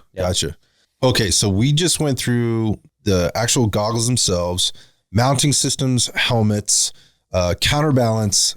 We talked about comms with with ear pro comms, how those setups look and how you might set up your helmet bump versus ballistic. We also talked about the helmet mounted lights, IR white light. So now we basically got everything that's strapped to our head, but it doesn't stop there.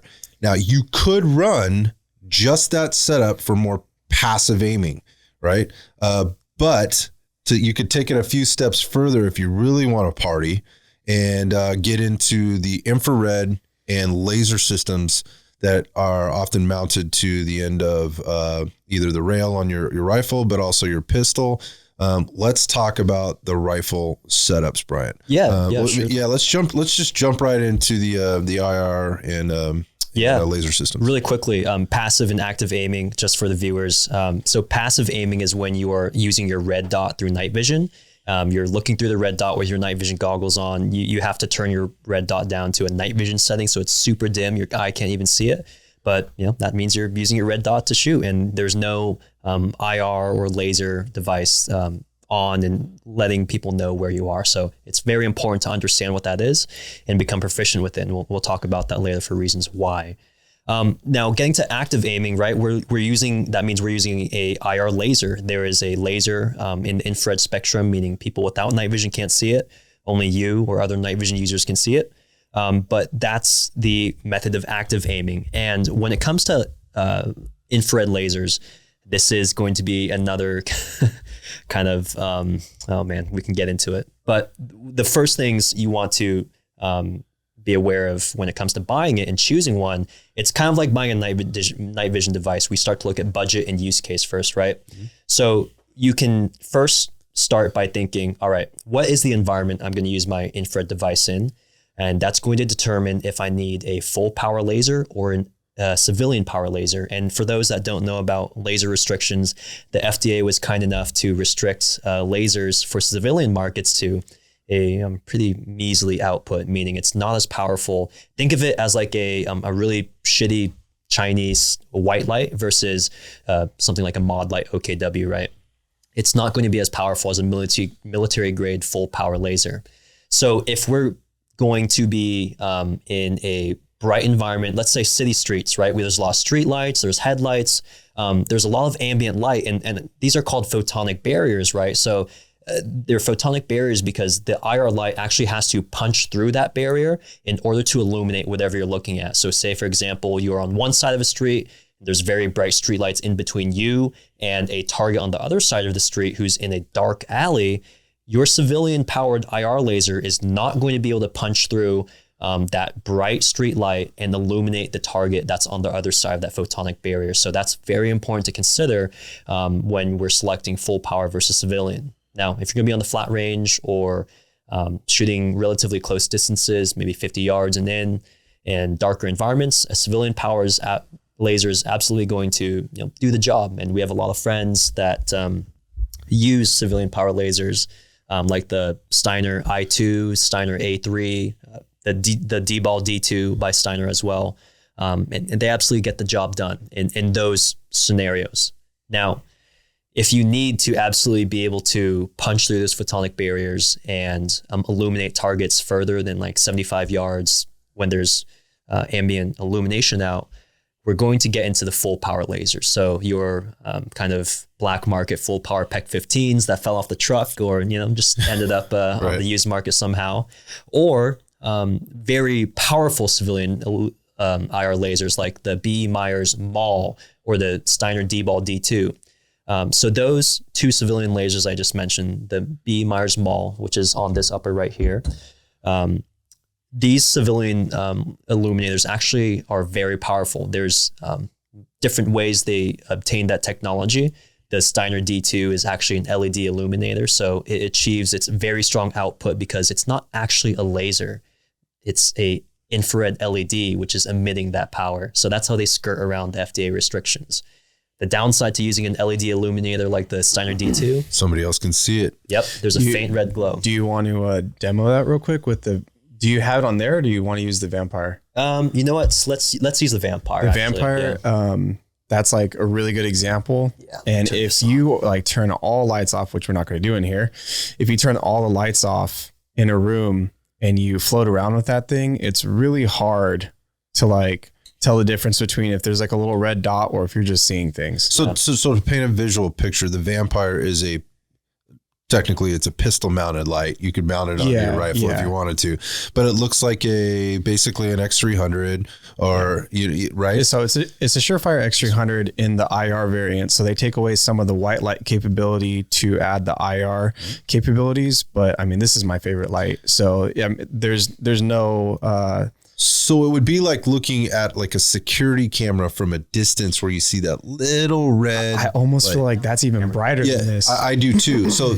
but a lot of people are claiming like, well, that's just going to give away your position and whatever else. My thing is like, if somebody picks that up, you're shooting them. You're shooting them. At this point, you've already identified. Things are dark enough where they have like enough time to spot that you're staring at them with a little IR device. And then process that. Like, what's that? And then what are you doing? Yeah. Right, exactly.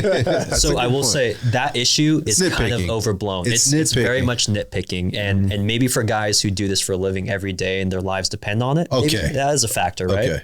Yeah. But so we talked about the D2, which uses an LED to skirt around that. And we talked about very the powerful potential. Yeah, very impressive. Powerful. And for the budget, for the money, a Steiner D2 is like $1,200.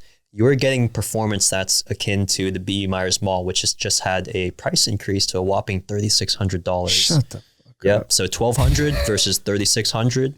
Wait, stop right there for a second. This laser right here. Because I saw both of them perform. I've seen both of them perform. And I got to tell you, that D2 was impressive as hell. It's a tight super impressive. It was impressive. I mean, that shit felt like it. I mean, we were looking at where was that furthest target? 250 yards. 250 yards, and looked like it could have gone easy another 250. Dude, that hotspot was crazy. No problem, right? So, obviously that's 500 yards away. That is a long way. That's a long way. I think it's important to bring that one up because, I mean, you guys seen my response when we first seen it. I was like, wait a second, this is the thing everybody's shitting on. Is there like a reliability issue that I don't know about? Because this thing is outperforming pretty much everything. Well, that's just the thing, because my understanding is they're totally reliable. Absolutely. The Steiner D2 they're like have a great track record. Yeah, they're like the staple, right? The con, and this is what everyone will say, it's a big unit, a giant piece of aluminum. Yeah, it's a big device. However, the weight on this Maul is massive. Like, it's so heavy. Yeah. The thing is that I think the reason why I think that there's a lot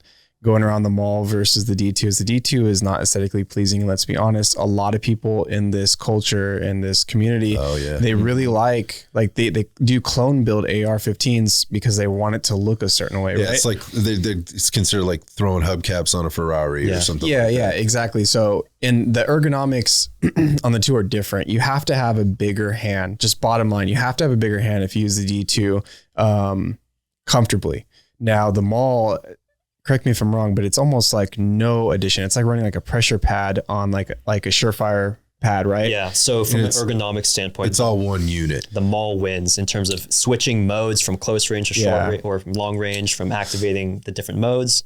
It's there. It's probably the best ergonomic unit. Yeah, that's my point, is that like just the ease of use and the versatility of the Maul, I think that got a lot of people excited about it. And now that it's the biggest hype, that's why I think there's so much like price increase and stuff. Okay. Unless there's some sort of shortage I don't know about. So I was going to ask this question. So there's two things I got here. One is, okay, so they just upped the price. Was there a change in technology? Nope. Okay, so this is a supply and demand thing. Correct. It's supply and demand, and say whatever you want about shipping and whatever. That's business, though. It's business. That is business, and it's America. Do whatever the fuck you want. Okay, but correct me if I'm wrong. We just spent 20 years in Afghanistan with that thing over there, the D2, right? The D2 is a civilian grade laser, so it wasn't deployed. But sorry, let me be more specific with regard to the ergonomics. Right, the ergonomics is very similar to the PEC-15. But I'm just saying, we managed the special operators, right, that have used this technology for so long haven't had them all. It's closer to the ergonomics of what you're saying, it's closer to the D-Ball D2 than it is the Maul. Right. That's what we've been using. They didn't seem to have a problem with that. What Scott's saying, do we really need That's what I'm asking. That's what I'm saying. Like the ergonomic issue, I think it's definitely plays a role, but also like we always talk about, like the three of us, civilians they're like a different consumer. Totally agree. So I think the civilians that want this for them and what's like the wings on a helmet, ballistic helmet, whatever is the easiest for them to use on the range and have a good time. I'm not saying that the Maul is better or not better. I'm just saying I can see how it's easier ergonomically to use. That doesn't mean that it performs better. I like the way a PEC 15 feels in my hand. I like the way I shoot with a PEC 15, and I like what I've seen from the D2 in terms of performance. So I'm not personally sold on the Maul being like this king of civilian access. Is it worth 3 times more than the D2? That's up to the consumer. Absolutely. Right? And that's what's going to drive this. And clearly the consumer says they want it because they're buying the shit out of these things. And so much so that these guys went ahead and said, well, they want it this bad, then we'll just up the price for it too. Wasn't it $2,500 when you bought it? Yes. And what is it now? $3,600. Yeah. What the fuck, man? Yeah, dude. Yeah, that's pretty steep. Yeah, more power to them. More power right, to them. crazy, right? Yeah. So let's talk about like the full power lasers, right? And we know that they're illegal to buy on the civilian market from the distributor, but it's legal to own. So all of these full power lasers, the PEC 15s that you see used for sale, you can legally buy those and own those, but you have to find someone selling them used in the on TaxSwap or Facebook or wherever it is. Some civilian site. Yeah, exactly. So you have to get it from some guy. And that's one of the... drug dealing. Yeah, exactly. Buying weed. Yeah, it's fine. Local corner guy. He's got the PEC 15s in his trench coat. How it is. But that's the difficulty. And that's what strays a lot of people away from wanting a full power PEC 15, because you're dealing with either sketchy sellers or you might get a unit that's not in great condition. There's risk. There's risk there. So you have to be willing to take that risk and sacrifice to get a hold of a full power laser. So that's why there's like demand for a Maul because it's high performing, or demand for a D2 because they're high performing and available with factory warranty support, right? That's the appeal. PEC 15 goes out, you're shit out of luck. I will say that the Maul, you're going to get consistency. Like you get what you pay for. Yeah, so I get that. It's just... Again, the technology is going to continue to evolve, and maybe these guys are already thinking that they know they're going to pack some more technology into it, and they're prepping for that, and they're using this as a way to build that capital so that they can do that and get it out there, and then be at the price they need to be at to make the profit they want. Who fucking knows? I don't know. I just know in a year things are going to be way different than they are right now, for sure. But I just want to real quick you've already had like 4 different units in your hand. And I just want to explain to the users or to the listeners, those people that are thinking about this, the difference between the illuminator and the laser. Great. Right? Because we didn't really talk about that. And so this is my best, this is kind of my best way of maybe going about it. And that is, think of your illuminator as your infrared flashlight. And we said, again, this is or your weapon mounted light.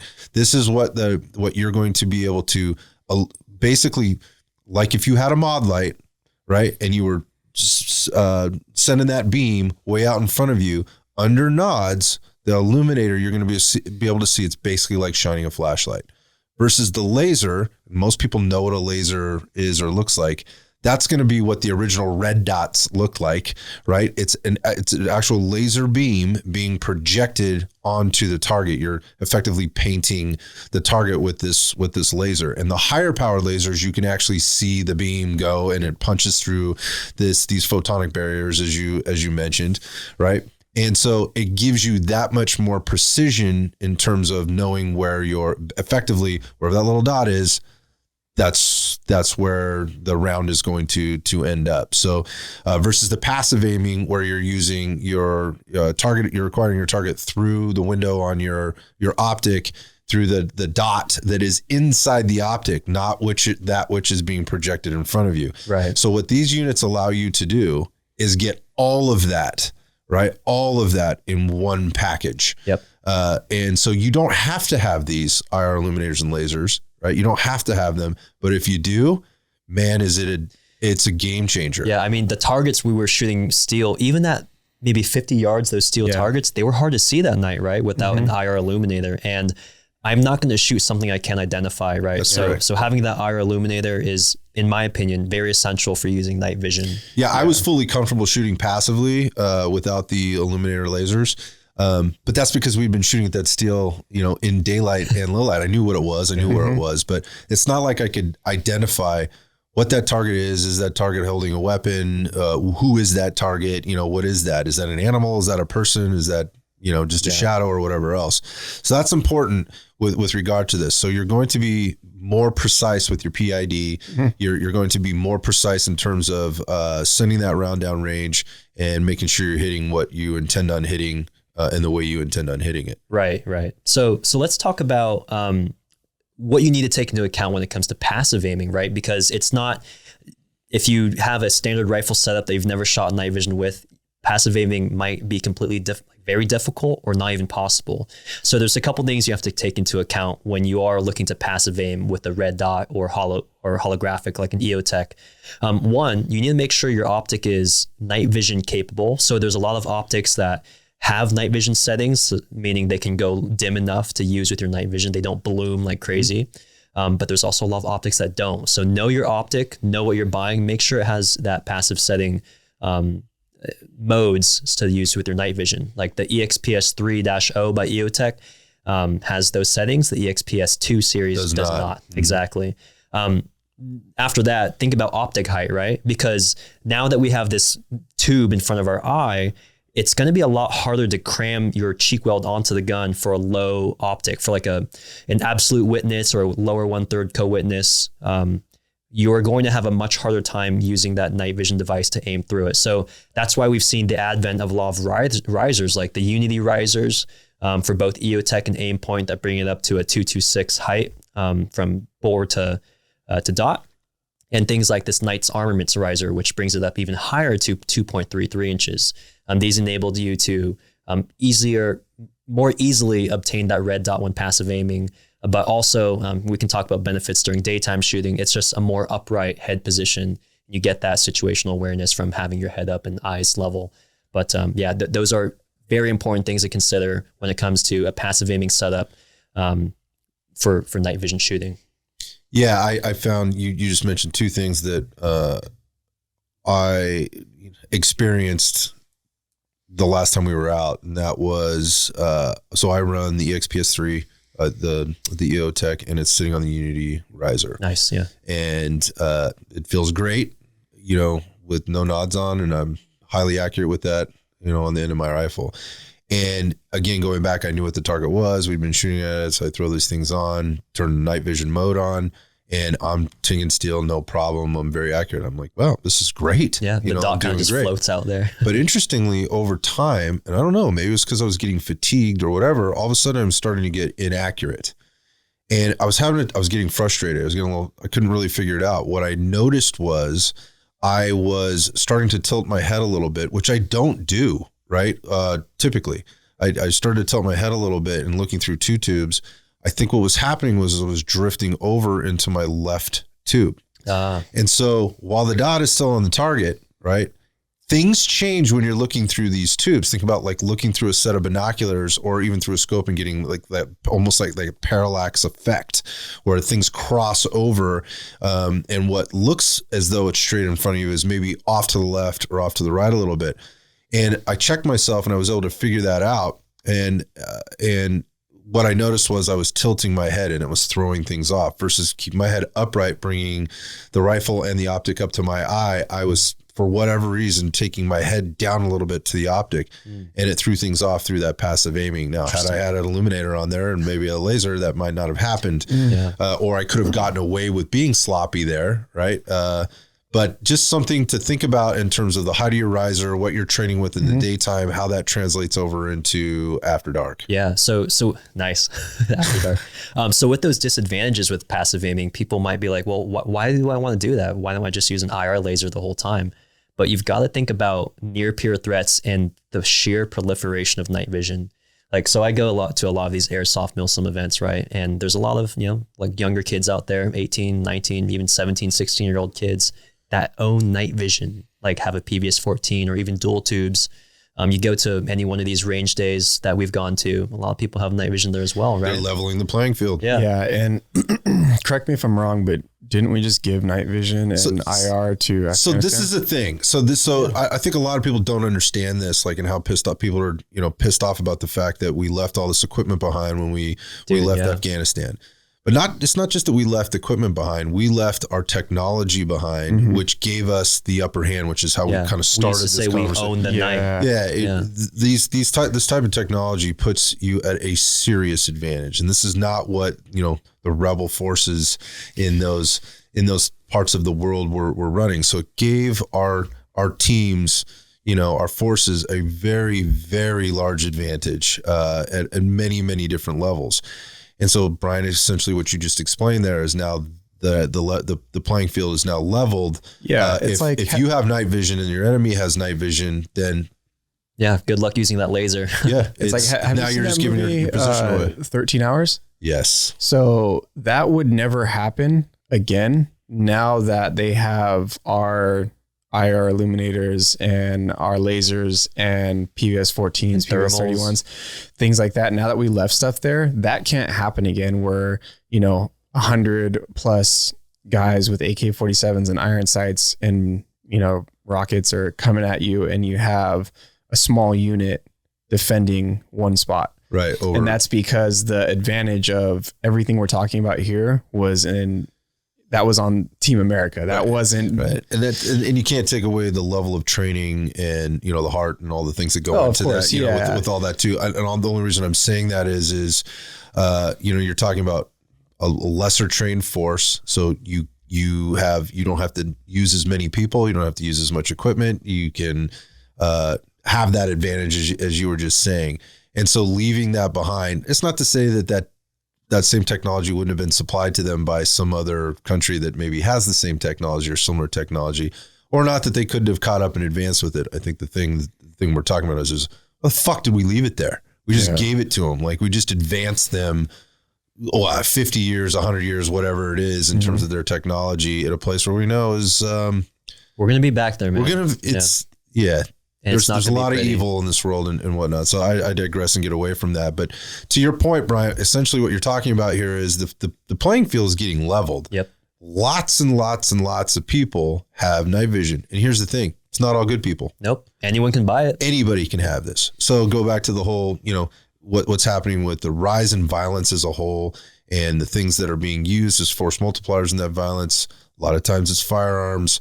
And the people that are doing that are generally shitbags, and they find a way to get those things, whether they're stolen, whether they're acquired legally, or whatever else, and they're using them to their advantage to inflict their will and damage and pain and shit on the unsuspecting, unknowing, or the weak civilian. And so what you're seeing now, what we're effectively going back to, JP, what you're talking about is I hope I never have to be in this position, but if I am, I don't want to be the guy that's fighting the shitbag without the upper hand, or at least seemingly the upper hand.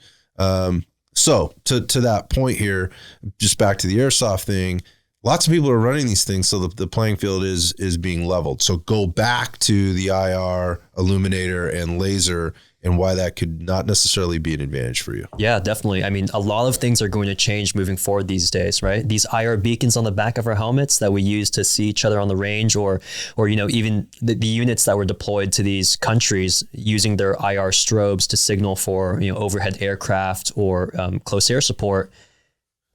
They're not going to be able to use these strobes anymore. People are going to be able to see, hey, there's that line of guys with their strobes on their helmets on, or there's those guys using their IR lasers.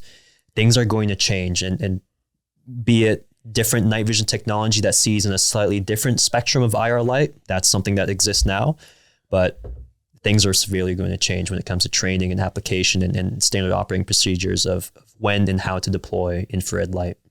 Yeah, I mean, I think that's, excuse me, I think that's like Will and me were talking about how we probably should be doing a lot more passive training than most people like to. Because when you get nods and you get something like a mall or whatever, even like a D-ball, was it A3 or I2?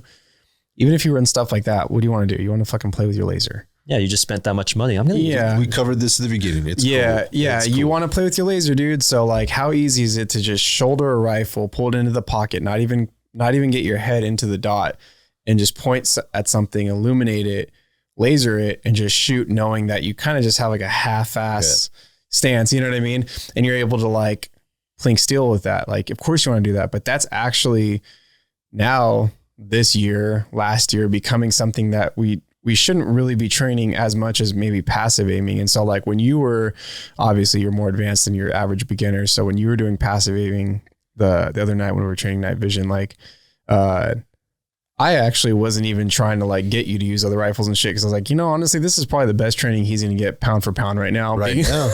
You know what I mean? Because like you learning lasers and things like that, like, that should be additional tools, but you have to have things like risers and setups to where you can do passive aiming and really train so you know how to use all this in what environment, not just be like, I have nods, it's time to like, use an IR laser. Yeah, agreed 100%. And this is not something that I'm going to jump right into and, go down the budget path and whatever and do. This is something that will be continued over time and I'll want to learn. But I'm a simple dude, right? And if you look at all my gear, like, I will buy quality gear, but I'm not going to buy all the little things. I'm going to get the basic stuff that I know that I'm going to need. Right. And I do like having nice things. Right. So I'm going to buy some nice things, but I'm not a guy that's all out looking for comfort or the highest speed shit. I want the stuff that's going to perform the best, hold up the best, has durability, has reliability. Right. And is accessible to me. Right. So when it comes to this, like if the time comes where I am stepping into, a set of night vision, I'm good to go. Like I'm good to go. I have a helmet, right? I have Ear Pro. I will just need the goggles and the mounting system to aim passively, and I could go out and perform as well as probably most people, right? Who have all of this shit times 10 and don't train as frequently. There it is. Yeah. And that brings up a good point. For one, we can go a little bit into pistols while staying on the topic of rifles, but like we just talked about the Surefire Vampire X300, which is just like an X300 that everybody likes to use, except now it has IR capability. Having something like that as either a handheld or on your Glock that you carry all the time, that's still very usable for you to have like any set of nods that works well for you. Have a handgun with that $350 to $400 light that does white light and illumination. You're already spending like $250 to $300 on a weapon light anyways. When you have like a Glock or Smith & Wesson or whatever, upgrading another $100 isn't the worst. And I think everybody in our group is impressed by the white light and infrared output of that light. Right. And the ergonomics and the functionalities is identical to an X300. It's a great choice. And so my point in saying that is like, you can almost get in the game of night vision a lot cheaper than most people think you need. Even though we're talking about all these supporting things, I would say the most important stuff is making sure your head and your neck are just fine. The thing's mounted good and it's functional. And then maybe starting with just like handgun. If you already have a Glock with a dot or 2011 with a dot, whatever you have, and just throw like this X300, maybe that's a lot more, a lot easier to train with than, $800 to $3,500 IR illuminator on the end of your rifle, which by the way, I've seen a ton of people try to run with their Mauls and their PEC 15s and their two lights and laser and all this shit on their rifle, dude. It looks ugly. It looks shitty. You look like you're having a hard time. Like, understand what all this stuff is for. And a lot of us like building cars, like we said, like trailer queens. But then the people who actually train realize how much this shit actually weighs when you're running around with IR illuminator, IR laser, a mod light at the end. It's going to affect your performance. Yeah. At least for a while. But no, I like where you're going with that too, with regard to the pistol, because there's so much more that goes into training. This has been my experience thus far with night vision. And that is there's so many other things you pick up, and it's like drinking from a fire hose. I use that term a lot, right? There's so much information that's coming in, and you have to process that information, use it. And I mentioned that at the beginning here, just with how do you move in the dark, right? How do you move not really having any vision of anything that's kind of 2 feet, in front of you. Now there's ways to maybe, you know, get around that in terms of, again, if you have a mono optic, you know, you've got that one naked eye that can help you through there, but there's the feeling around, there's that proprioception, that's having confidence. That's also being able to, JP, you mentioned a little bit of this at the beginning, like in the dark, you know, having to work through a malfunction, having to go through a reload. How many rounds does this mag have? Right? Like, how do you press check? Exactly. How do you press check? You know, effectively you're finger fucking your guns, you know, to figure out like what's going on if you have a malfunction, particularly in your rifle. What happens if you have a double feed? What happens if you have a triple feed? Can you clear that stuff in the dark? Because you are in the dark, and even though you have nods on, you can't see what's going on inside that rifle. You have to be able to feel for it.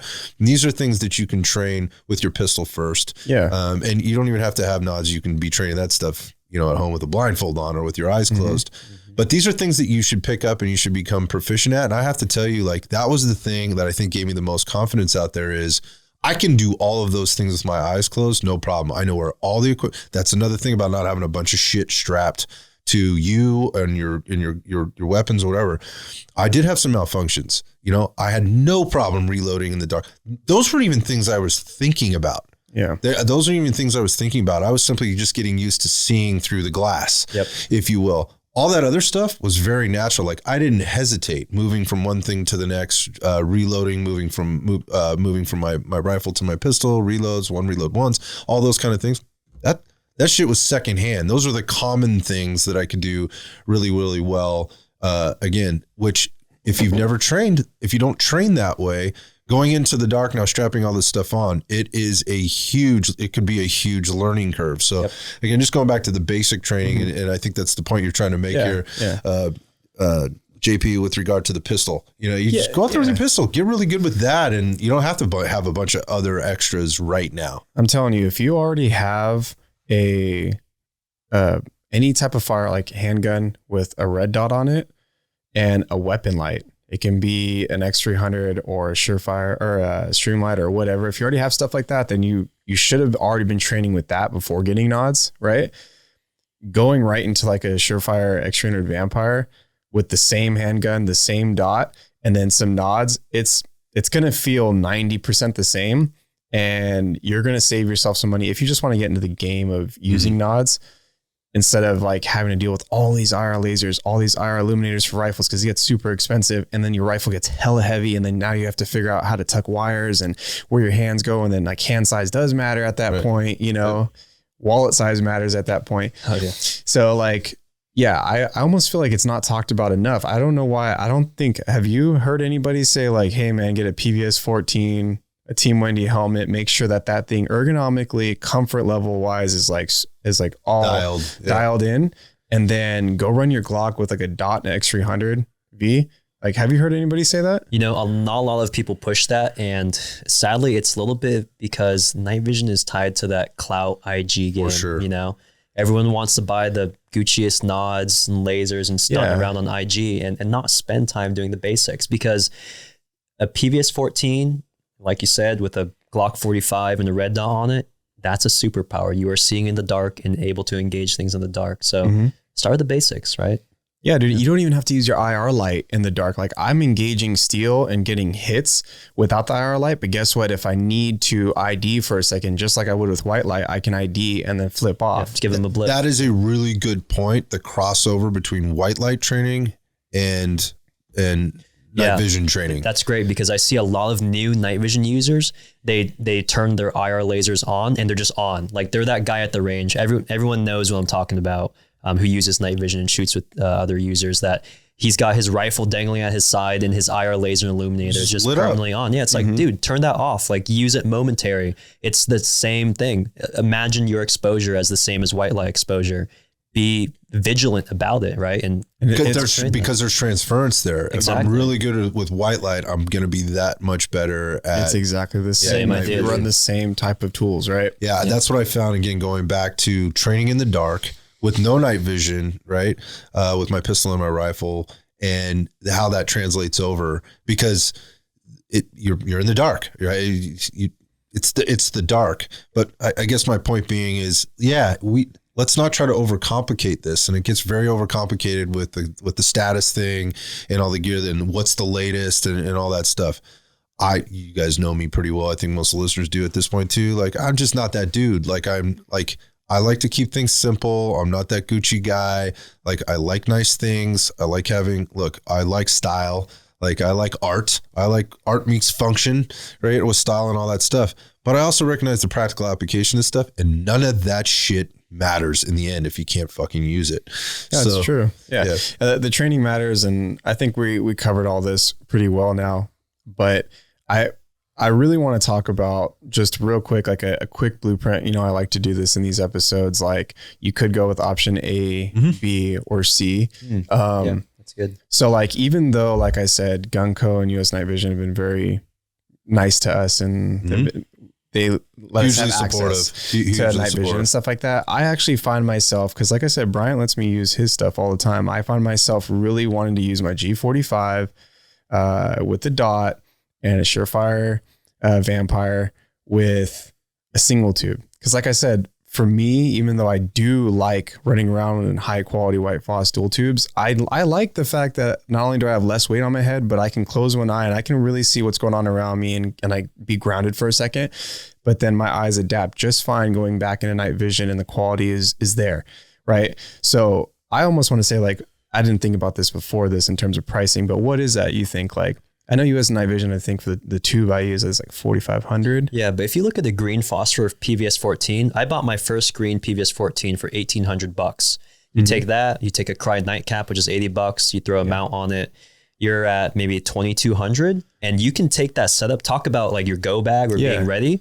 You can take that PVS 14, that nightcap, which is just a cloth material, throw it in your backpack, and you have your everyday carry on you, right? It's very light, very compact, very how they call that, like it's gray, man. Yeah, it's that, but it's portable. Very, very portable. And that's exactly like you're not giving yourself away. That I personally like training right now, because yes, dude, I've used everybody's rifle setups. I've seen all the IR lasers and stuff like that, and those are sick. And there's a lot of benefits to being able to lasso and communicate with IR lasers, as assuming that other people don't have night vision, like the threat or whatever, right? It's a big assumption, right? And airsoft, that you would think that's safe, but it's not safe.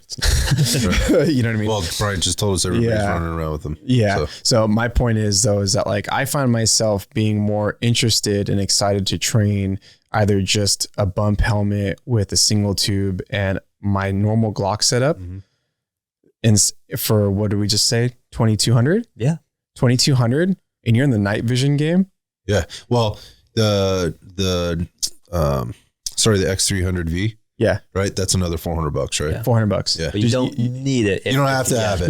No, you don't need it. But for me, that's what I would run. So let's say like $2,500, $2,600, and you're in the game for night vision. And the way I train, that's been just fine for me. And I've enjoyed that a lot. And it is like having another superpower. It's like having like a sixth sense. Like it really is very useful. You're paying $2,600 to have that. And you can get out with your buddies and train with it. Exactly. So let's cover option B.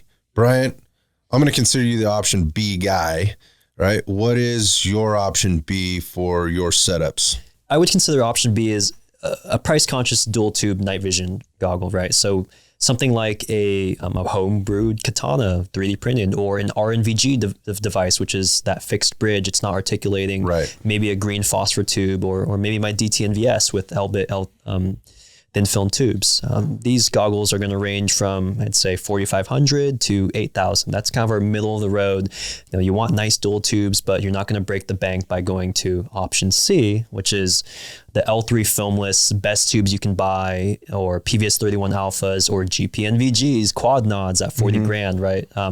So to be deadly efficient, you can be option A, you can be option B, or you can be option C. What it's really going to come down is your experience and your training, right?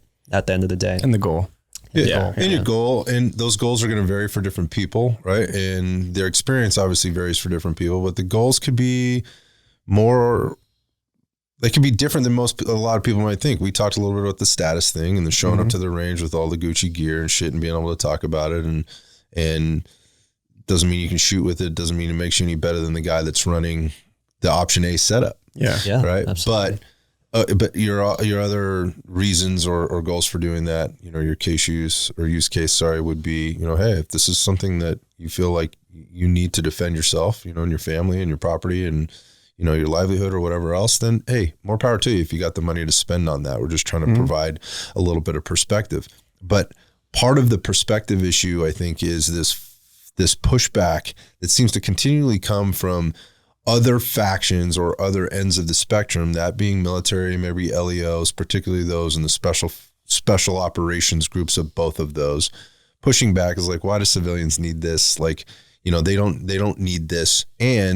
Or they're purely giving their opinion based on their experience, which isn't coming at it from the civilian perspective. Right. What kind of input could we possibly have? Right. Is what we're seeing. Right? Yeah. So I think there's probably some case for that. I mean, I've heard a lot of things from a lot of people. I talked to a lot of these guys, right? Yeah. I know you have too. I always like to drive the point that civilians have a place, not just because I'm a civilian and I'm trying to be a part of the party. It's because we have a different way of looking at things. And we also, in this space, have more options, right? And the reason why I say we have more options is because depending on how much money or time we have, we can explore different configurations of weapons or training. I have a buddy that was deployed as a Marine, and he always just would say, like, when I'd be like, man, I want night vision, but I'm not trying to go down that rabbit hole and spend racks and racks and racks, And he's like, I don't know why everybody wants to spend so much money. Like, I was deployed, I had like a green Phos PVS 14, and I actually prefer that over the dual tubes that I've used because it was easier to drive, and like, I had better like awareness, and like, did he actually drive with the dual tubes? Yeah. So all of his own stuff was single tube, and I guess he has driven with buddies outside of service dual tubes. That's interesting. He would say that because, dual tubes with the depth perception it's inherently better. And if you ask pretty much any subject matter expert on the topic, they're going to say that driving with dual tubes is incredibly easier than a single tube. Yeah, but that goes back to this guy's experience. So at the time, that's right? my point, right? Is that, he made it work because he's a Marine. They give him whatever they decide to give Marines, which generally, from my understanding, isn't like the cream of the crop. It's generally what works. And he made it work because he's a stud and he made it work. And maybe this is his mental game of being like, I don't need anything because like I made this shit work. I came back home and I've been in it. Or maybe that's just because that's all like he's ever known. My point in saying that is that like the three of us at this table have a handful of tubes that we've ran through in our group and own. And I think we all agree that we like dual tube white Phos the most. Right. If we're just talking like pure enjoyment of walking around with nods. Like and need are two different things though, right? Yeah, exactly. Right. And so like I said, I like exploring the single tube thing. That doesn't mean that I'm like riding on that being like the best setup, but I also know I'm only thinking about a Cry skull cap because I'm a fucking civilian. I don't have a ballistic helmet. Like, I mean, I guess like I've had an ops core, but that like I never fucking used it, so I sold it. Now I'm kind of like, maybe I should get another one now that we're doing all this. But my point is that I actually felt kind of stupid for owning it because I didn't use it. Not because I'm a civilian, because I'm totally down for ballistic helmets and civilians having that shit. And the reason for that is because we are going to drive innovation. We are going to help with development, whether it be with the money we spend on these companies and their products, or a bunch of us who just like to train every fucking weekend and figure out what works best for us. Because the bottom line is my buddy who was deployed, he's seen way more action than I've ever seen in my life in terms of this space, but all he knows and likes is the PVS 14 green Phos. And that was all he was given. Yeah. And is anybody here going to like say, man, I prefer that tube? Oh no. Listen, man. But at the same time, that's what brought him home. He came home. Exactly. Right. That's what kept him and his buddies alive and fuck. Like I'm not trying to argue that. I'm not even trying to debate that. Just saying, but you only had this experience. Right. Yeah. Right. So where is the context for saying I prefer this over that in terms of that experience? Now, what I heard you also say was that he came home, tried some of his buddies' tubes, right? Dual tubes, drove around a little bit, and still decided he likes the other one more. Mm-hmm. Okay. Or the single tube more, the PVS 14. That's fine because you probably got lots and lots and lots of reps with the single tube versus coming home and driving around your buddy's car, right? A little bit around the block. Or whatever. Like, that's not really a fair comparison. No, it's not. It's not to take anything away from your butt. Absolutely. Or whatever. Just that we're not really making a fair comparison. And I think that's where the comparison piece is coming in, is like, look at all this training time, right? And the choice of things that we get to compare and contrast to formulate these opinions and maybe give these experiential sort of talks about, which is all we're trying to do here. Absolutely. Yeah. So the place for this is for the civilian world, I think it's there. I mean, it exists in a lot of different ways, if for nothing else, to advance the technology and help those people that are really depending on this for their, on more of a frequent basis, to maybe take some information back as well. I don't think that's cocky or outside of out of bounds. Yeah. I don't think it's that way at all. Definitely. I think there's a lot of pushback on civilians, right? As we've said, that what kind of experiences or knowledge could we possibly bring to this technology and field?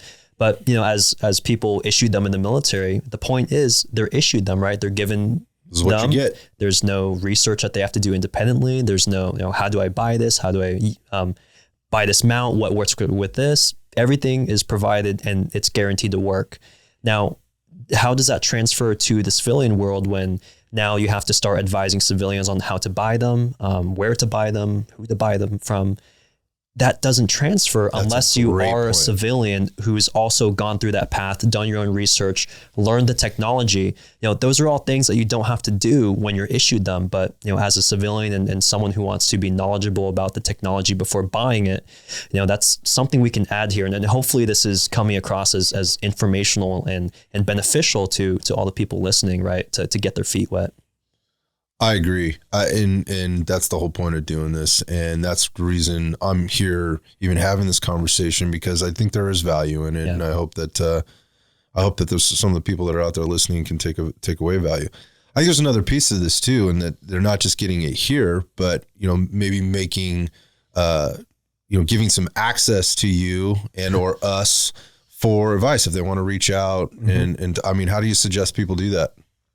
I'll probably be tagged on whatever post that you make. I'm Bryant_BT_fam. And, you'll find me through there under tags on the post when this podcast probably comes out. Hit me up on Instagram. I've helped a lot of friends at this point buy their first night vision device, and I'm always happy to help others get their feet wet. Yeah, I think there's another part of this too. I mean, we always talk about our group and, our little community of people. It's not an elite community.